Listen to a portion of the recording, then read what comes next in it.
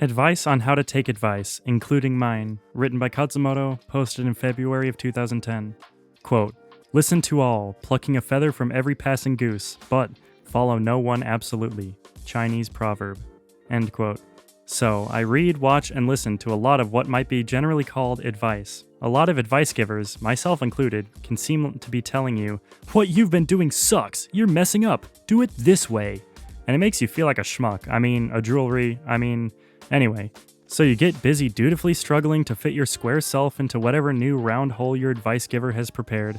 Okay, I'm not going to tell you what to do because the world is already full of that. I'm just going to tell you, I don't think that that's the point. I don't think that it's the intention of even the most energetic, enthusiastic advice giver to make you feel like crap and get you frantically rearranging your life in their image.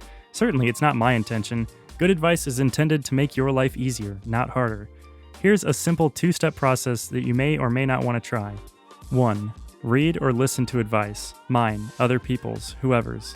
And 2. Do whatever the heck you want, whether or not it matches that advice. A lot of the point of good advice is the forest, not the trees. Much of the point of good advice is simply to be exposed to it, rather than to painfully turn yourself into a carbon copy of it.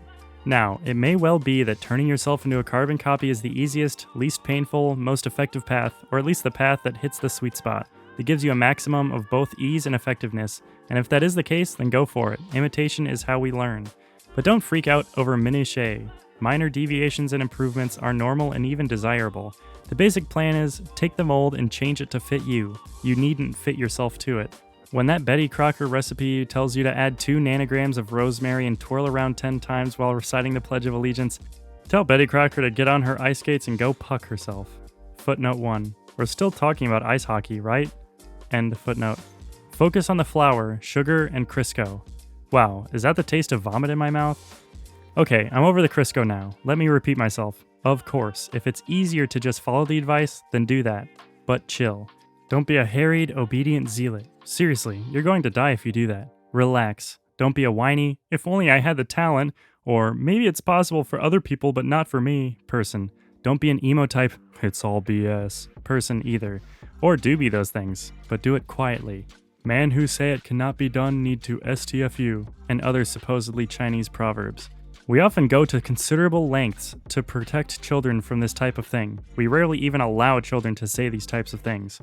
Well, adults are just children with bank accounts and large bodies. Negativity damages their fragile minds just as it does those of children. People who are going to freak out need to try to keep the children out of it, and that includes you freaking out at yourself. By now, the dutiful part of you all is, but Article 4, Subsection B, Paragraph 3 of AJATT says... Check this out. If you've read the advice, then it will affect your decisions. You don't need to worry about that. The point here is that you stop the breathless compliance and mental self-flagellation. And I bet you're getting frantic about this advice too, aren't you?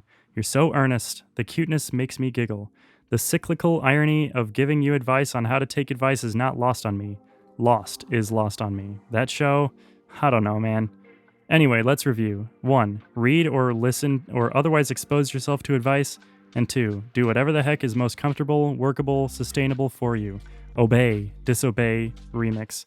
It doesn't matter. Ultimately, your unique life, preferences, and situation are going to call for some degree of a very unique, perhaps even counterintuitive, choice making. You're the DJ.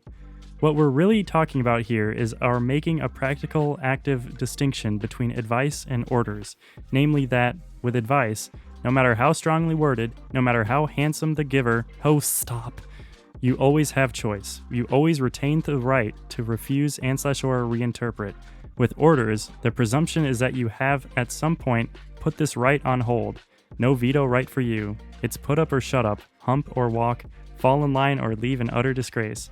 A lot of military, school, and religious activity proceeds like this.